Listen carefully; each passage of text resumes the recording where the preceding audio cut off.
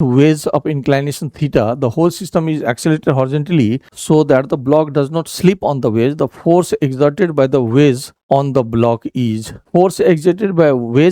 block is तो यहाँ पर अगर देखें a block of mass m, यहाँ पर सपोज करिए कि दिस इज वेज, इसकी इंक्लाइनेशन थीटा है एंड यहाँ पर ये m है। The whole system is accelerated horizontally, मान लीजिए एक्सीलरेशन a है, तो the whole system is accelerated so that the block does not slip on the wedge. The force exerted by wedge on the block, तो यहाँ पर अगर देखें तो mg इस डायरेक्शंस में एक्ट कर रहा है, यानी कि इस डायरेक्शंस में mg cos थीटा हो जाएगी, ये थीटा है, और इस डायरेक्शंस में mg sin थीटा हो जाएगा। एंड अगर एक्सेलरेशन इस डायरेक्शंस में है तो इस डायरेक्शंस में एक स्यूडो फोर्स लगा सकते हैं ma, तो आपका ये थीटा हो जाएगा। तो इस डायरेक्शंस में जो इस ma का कंपोनेंट हो गया that is ma cos theta, और इस डायरेक्शंस में कंपोनेंट हो गया ma sin थीटा, और इस डायरेक्शंस में नॉर्मल रिएक्शंस है। तो आपका जो नॉर्मल रिएक्शंस है their value is equal to mg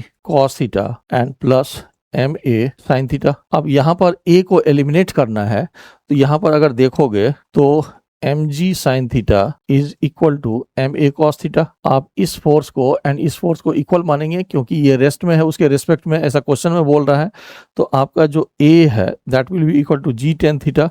और ऐसा हम लोगों ने जो चैप्टर डिस्कशन सेशन है उसमें हमने इस तरह का क्वेश्चंस को ऑलरेडी इलेबोरेट किया है। तो यहाँ पर अगर देखें तो this is mg cos theta and plus m sin theta, and a की जगह पर आप g tan थीटा लिख सकते हो, g and sin theta and divided by cos theta ऐसा लिख सकते हैं। तो यहाँ पर अगर हम mg कॉमन ले लें तो ये हो जाएगा cos square theta and plus sin square theta and divided by cos theta, so that will be equal to mg divided by cos theta ऐसा आ जाएगा। तो इसका मतलब force exerted by wedge on the block will be equal to mg by cos theta, and यहाँ पर अगर देखें तो आपके ऑप्शन में mg cos थीटा है वो mg अपॉन cos थीटा के फॉर्म में होगा।